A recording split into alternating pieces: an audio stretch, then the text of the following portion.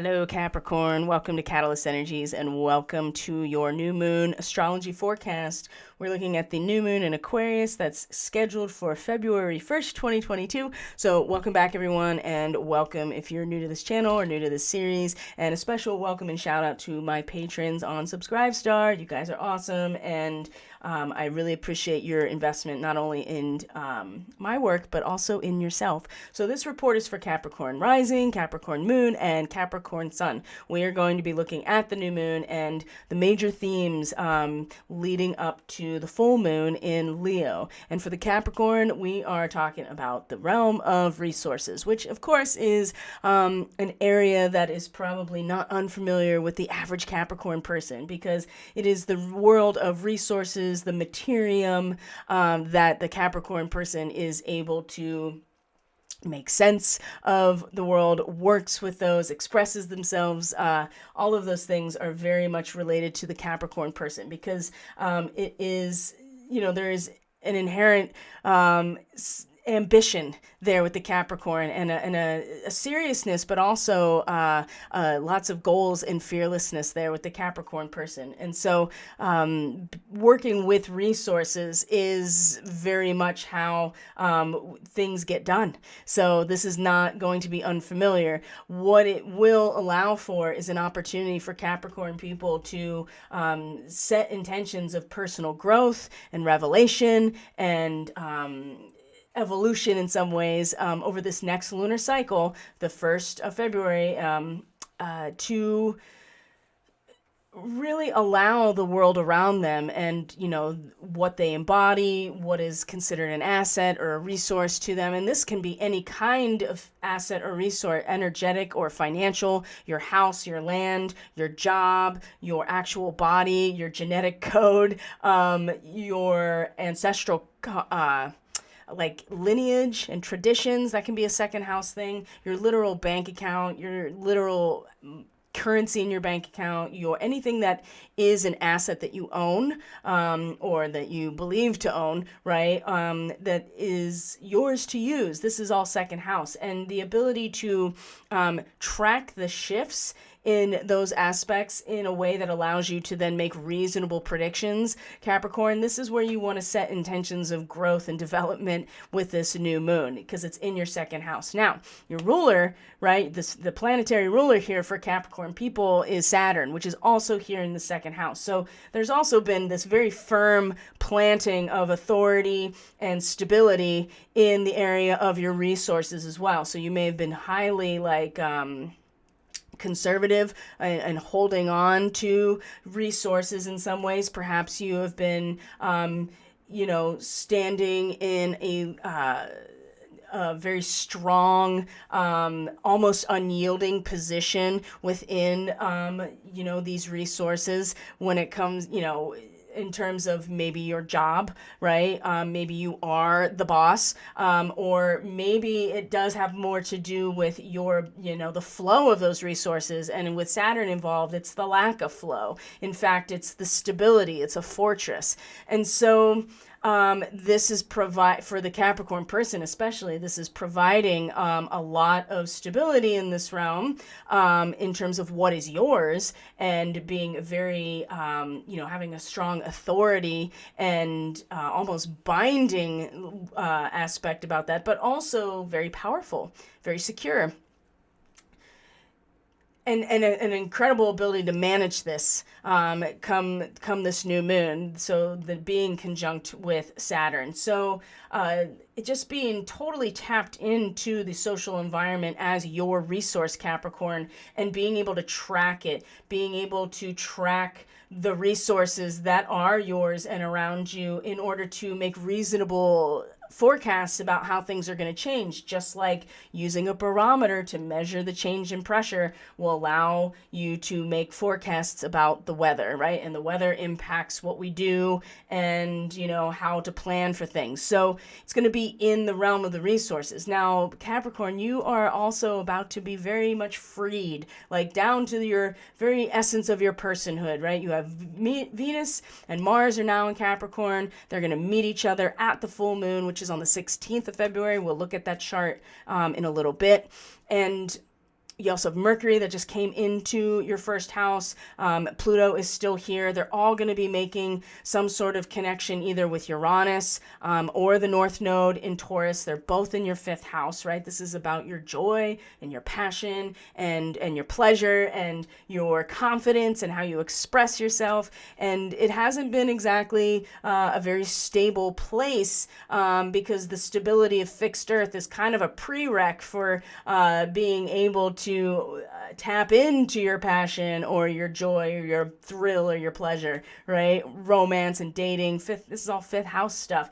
Taking risks, going on adventures, glamour. These are all fifth house. You know, you're the diva in the fifth house. It's all here, and this is the sun shining and the ego at its best, right? And the Kundalini being released and being experienced. So, and the North Node is here now, and the Pleiades, and like I said, Uranus is here, and so and Taurus is about fixed Earth, and so this is very much related to you as a person and what the quality of activities and ways that you express yourself are very much, again, resource related and fixed Earth, fertility, a sense of style and taste. Taurus is a lot about those things, value and worth, and just a natural fulfillment.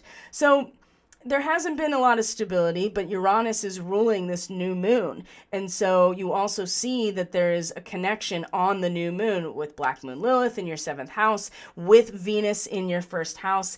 And there's a sense of innovation with Uranus in the fifth house, a sense of kind of needing the freedom to think outside of the box, to express yourself outside of the box, to be innovative, to be futuristic, to be kind of a trickster in some ways, and to just be out of the, be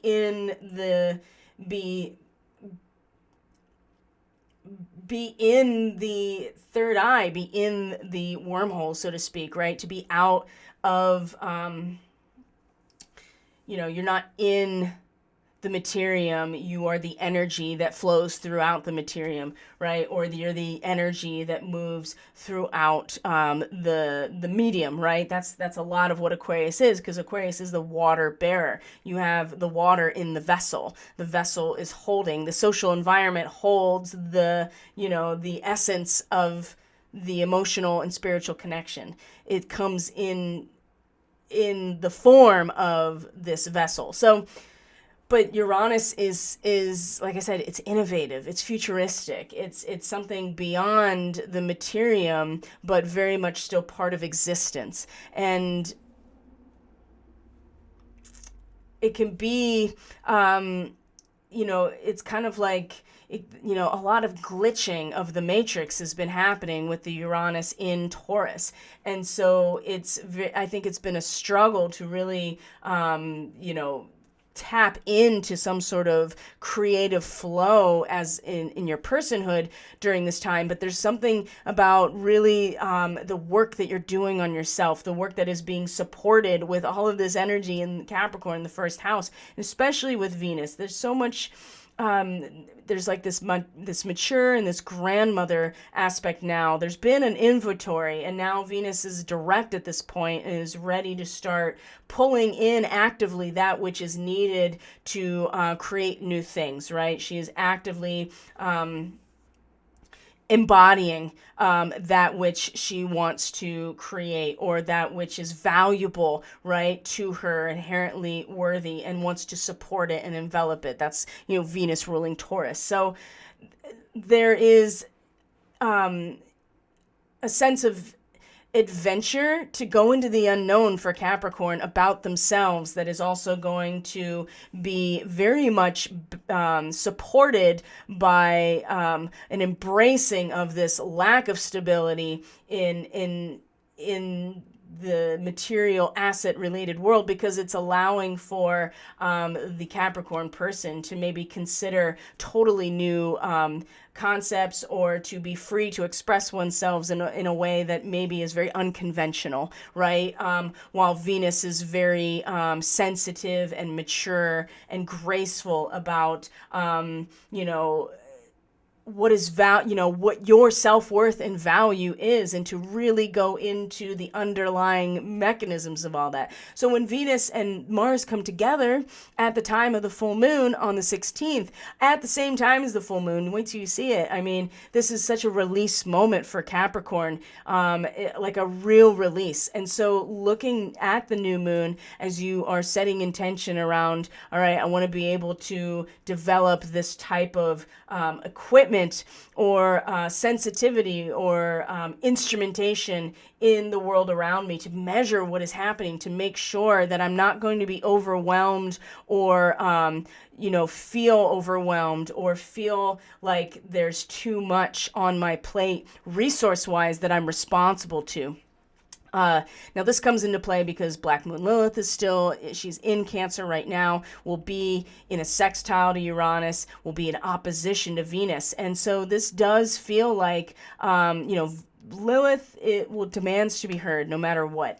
And also is about self-preservation and survival of this like original blueprint of the feminine. But it's also a part of us that if we don't acknowledge this primal animalistic urge within us to assert ourselves, it will still come out, and sometimes in a way that's not very cooperative, or is not even very civilized. And in the 7th house in Cancer like this, I get this sense that there could be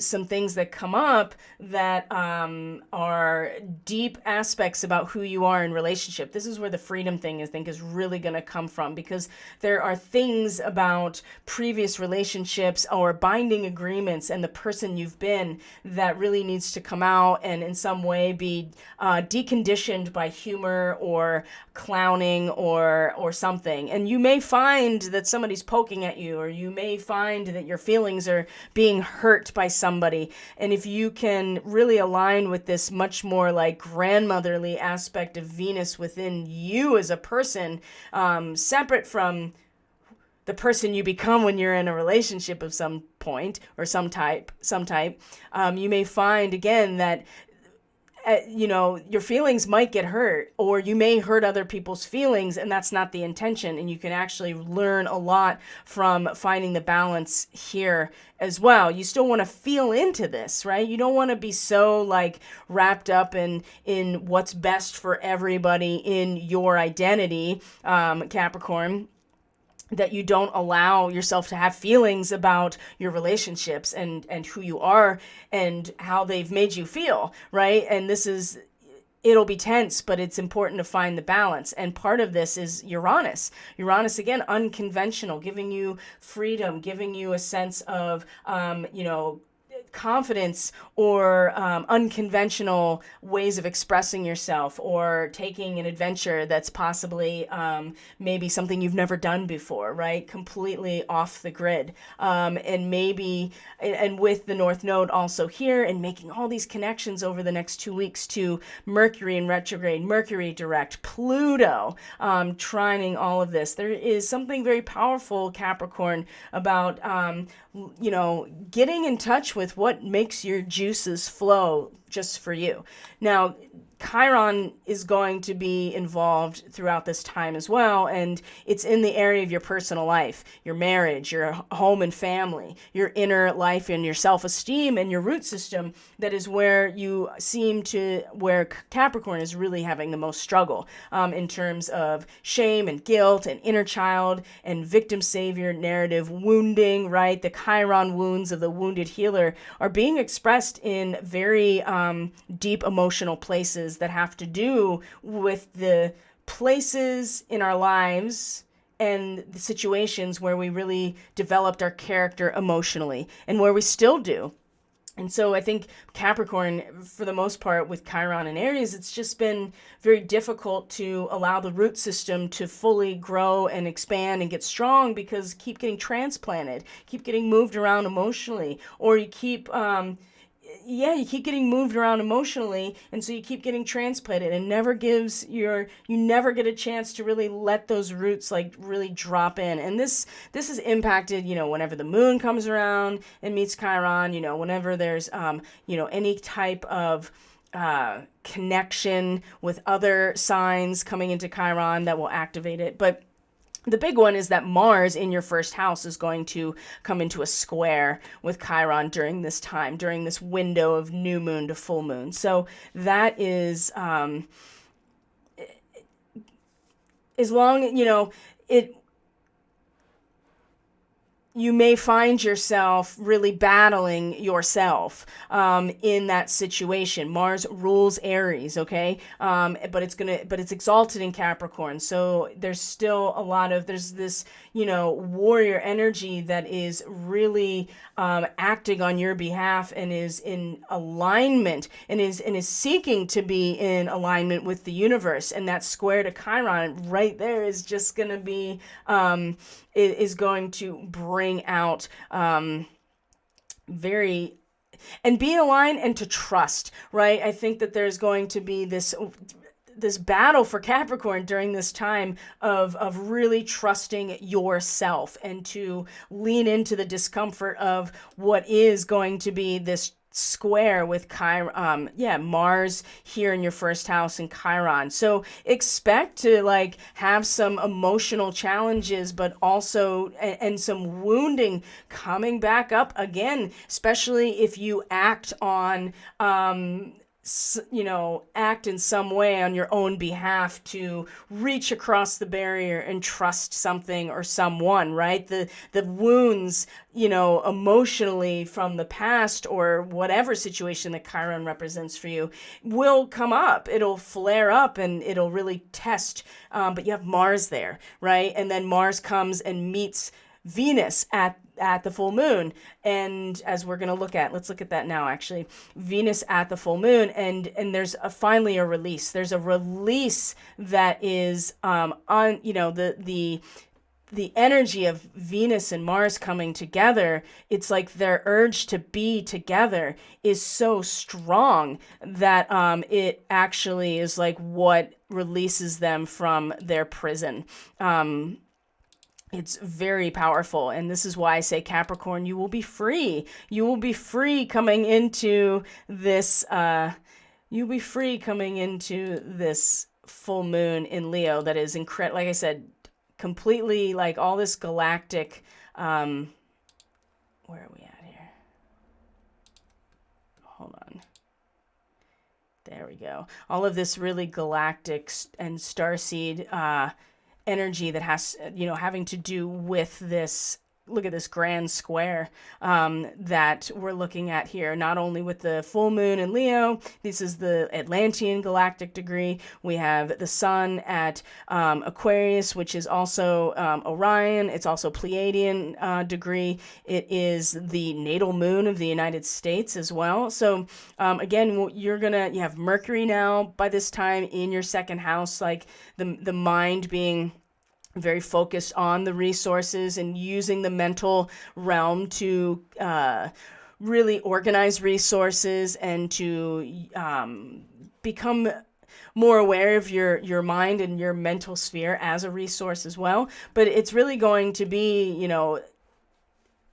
I feel like that this is going to come out very strongly with the moon in the 8th house, your subconscious and how you feel about everything that you have been producing in your relationships, in your business relationships, any kind of interpersonal relationship that the 7th house represents. When you get to this point, and this can be like your contracts, your karmic contracts, right? This can be old experiences, past life experiences, past life starseed experiences, multidimensional experiences. Either way, there'll be a very, very strong realization and culmination point at this full moon for all of us that we can't get around. Again, these grand squares are keeping us in our lane, and we have no choice really but to confront the challenge that this grand square really represents. And you also have the nodes of the moon involved, so it's very karmic. It's at a soul level. It represents the Pleiadian aspect, especially the direction we are headed with the North Node. It's at Algol. My gosh, it's Medusa, the head of Medusa is at this degree, and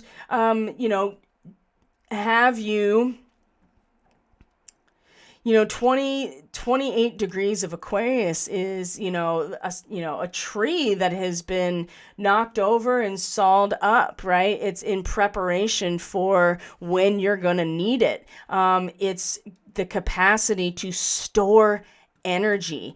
And in terms of your actual resources, what will that illuminate? Well, it will certainly illuminate a reflection on how we feel about what happens when we are individually, and in this case emotionally, so full of energy that it might be overwhelming. And in talking about the 8th house, this is also your own subconscious. This is your shadow. So this also for Capricorn people is going to be very illuminating and possibly very disturbing about what has been acquired karmically, because resources can mean a lot of different things, and if how you feel about that, and is that, this is going to be confronted by all of us. Do we repeat the Atlantean story again, or do we finally break out and come into the next evolutionary stage of humanity, which is what I believe that's what we are doing.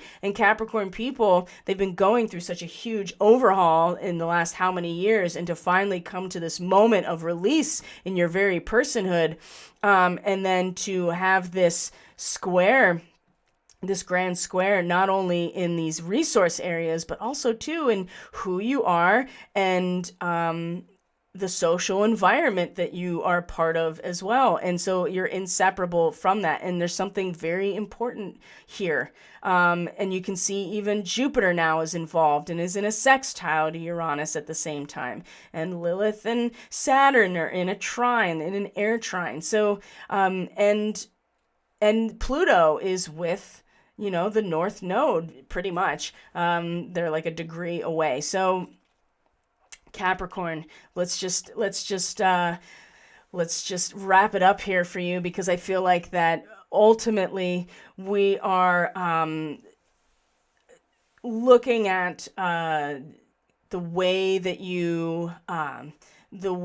you handle resources, your assets, the material world around you, what's valuable to you, right? Those types of things are very solidified and soon to be something that you are personally interfacing with, because of all of the energy that it soon will move into Aquarius entirely. But this full moon, this new moon starting here, and the full moon is really going to draw a lot of attention for you into this realm and what you're doing and how you feel about what you have produced so far in your relationships. And I think that ultimately, being able to be free, to truly be yourself, and to really, really become acquainted and oriented towards, in some ways, what does bring you pleasure and passion, and what are you really, how do you find your voice?